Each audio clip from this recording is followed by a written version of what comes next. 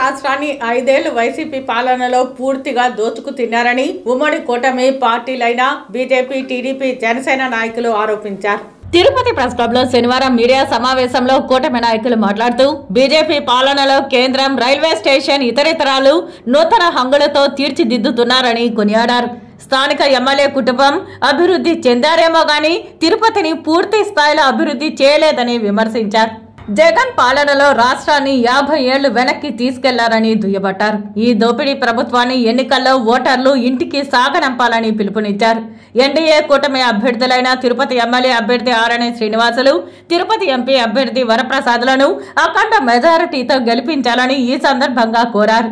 ఈ విలేకరుల సమావేశంలో టీడీపీ నాయకులు ఆముదాల తులసిరాం, కరాటే చంద్ర, జనసేన నాయకులు ఆనంద్, బీజేపీ నాయకులు కొత్తపల్లి అజయ్ కుమార్, వరప్రసాద్ తదితరులు పాల్గొన్నారు. ఆలోచన అభివృద్ధి చేసినటువంటి నరేంద్ర మోడీ గారి నాయకత్వంలో ఉన్నటువంటి ఎన్డీఏ ప్రభుత్వం కావాలా అనేటువంటిది మనము ప్రజలు ఆలోచించాల్సినటువంటి అవసరం ఎంతైనా ఉంది. స్వార్థపరులను ఎన్నుకుంటే ప్రజలు అధోగతి పాలయ్యేటువంటి పరిస్థితి చూసాం. టీడీఆర్ బాండ్ల విషయంలో రాష్ట్ర ప్రభుత్వ అనుమతి లేకున్నా చట్టంలో టీడీఆర్ బాండ్ల గురించి ఎటువంటి చట్ట పరిమితులు లేకున్నా కూడా టీడీఆర్ బాండ్లు వైఎస్ఆర్ బాండ్ల పేరుతో ఇవ్వడం జరిగింది.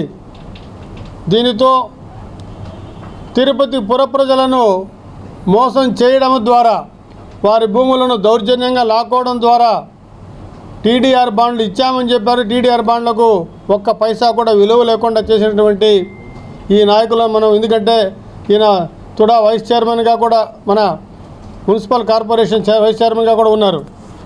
మీకింత అనేది బాగా ఫిక్స్ అయిపోయింది మున్సిపాలిటీలో. పేరుకి మేయర్ ఉందే కానీ ఆమెకి ఏమీ పవర్స్ లేదు. మొత్తం బొమ్మన అభినయం మీదే వెళ్తూ ఉంటుంది. ఇటు టీటీడీని తండ్రి, ఇటు మున్సిపాలిటీని తనయుడు పూర్తిగా ఆరగించేస్తున్నారు. తిరుపతి ప్రజలు ముఖ్యంగా గమనించాలి. మన ఒంటి మీద ఉన్న గుడ్డలను కూడా లాగేసుకునే రోజులు వస్తాయేమో. అటు రాష్ట్రంలో ఆయన జగన్మోహన్ రెడ్డి పూర్తిగా ప్రజలకు పంగనామాలు పెట్టి అమలు కాని హామీలన్నీ ఇచ్చి ప్రజాక్షేమాన్ని పూర్తిగా మూలన పెట్టి ఈరోజు మళ్ళీ మన ముందుకు వస్తున్నాడు. సిద్ధం, నేను సిద్ధము అంటూ. మేము సిద్ధంగా ఉన్నాం, ప్రజలు కూడా సిద్ధంగా ఉన్నారు. మిమ్మల్ని మూలబెట్టడానికి, మిమ్మల్ని పర్మనెంట్గా రాజకీయ సమాధి కట్టడానికి ఆంధ్రప్రదేశ్ ప్రజలు వివేకవంతులు, అంత అమాయకులేం కాదు. ఒక్క ఛాన్స్ అని నీకు ఇచ్చారు. నువ్వు, నీ మంత్రులు, నీ వందిమాగదులు పూర్తిగా దాచుకో అనే దాన్ని పూర్తి స్థాయిలో నిలబెట్టారు. ఈ జర్నీలో ఆయన ఎక్కడెక్కడైతే ఆస్తులు సంపాదించుకున్నాడో ఆ ఆస్తులు చుట్టూ ఈరోజు టీటీడీ వాళ్ళకి ప్లాట్లు ఇవ్వడం జరిగింది. ఇక్కడ అభివృద్ధి మీకా, టీటీడీ ప్రజలు, టీటీడీ ఉద్యోగులకి ప్లాట్లు ఇచ్చారనే ముసుగులో మీరు అభివృద్ధి అయ్యారా, తిరుపతి అభివృద్ధి అయ్యారా అనేది సూటిగా మేము మీడియా ప్రెస్ క్లబ్ ద్వారా ప్రశ్నిస్తున్నాం. అలాగే ఈరోజు మేము టీటీడీ ఉద్యోగులకు గాను, ఏ గవర్నమెంట్ ఉద్యోగస్తులు గాను, ఏ కాంట్రాక్ట్ ఉద్యోగస్తులు గాను ఎన్డీఏ గవర్నమెంట్ మేము నెగిటివ్గా ఎక్కడా కూడా మేము తీసుకోవట్లేదు. వాళ్ళకు పూర్తి మద్దతు, సపోర్ట్ అనేది మా గవర్నమెంట్ వచ్చినా ఖచ్చితంగా మేము సపోర్టుగా ముందుకెళ్తాం. వాళ్ళకి న్యాయం జరిగే విధంగా ముందుకు పోతాం.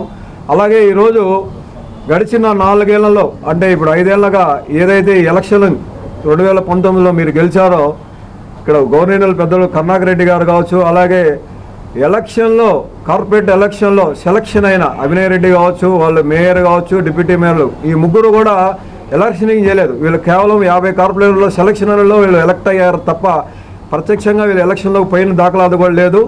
అలాంటి వీళ్ళు ఈరోజు అభివృద్ధి గురించి మాట్లాడుతున్నారు.